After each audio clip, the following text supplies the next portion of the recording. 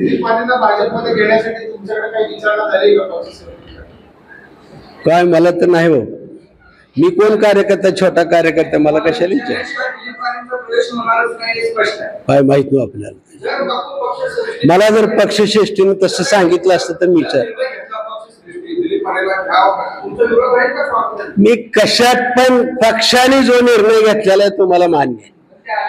जो संघर्ष केलाय कार्यकर्त्यांनी केलेला आहे आणि मी कुणाला विरोध बी केलेला आहे. माझी भूमिका एकच आहे, येणाऱ्याने 2-3 वर्ष निदान काम करावं, पक्षासाठी समाजासाठी काम करावं, त्याला सलाम करतो, त्याचं स्वागत करतो. आल्याला तिकीट मागणार असतील तर येऊ नका अशी माझी भूमिका. स्पष्ट झालं का? हा काय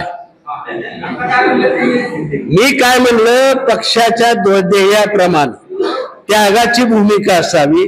आल्या लगेच तिकीटावर माझं काय विचारू नका. आल्यावर 1-2-4 वर्ष काम करा.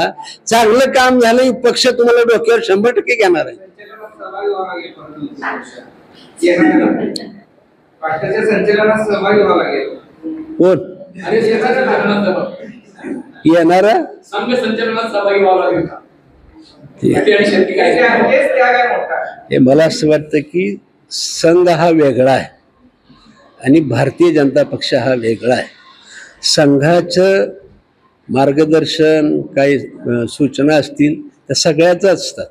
म्हणजे कुणी जरी उद्या कुठल्याही पक्षानं मार्गदर्शन विचारलं तर मी नक्की सांगतो संघ त्यांना सुद्धा मार्गदर्शन करणार.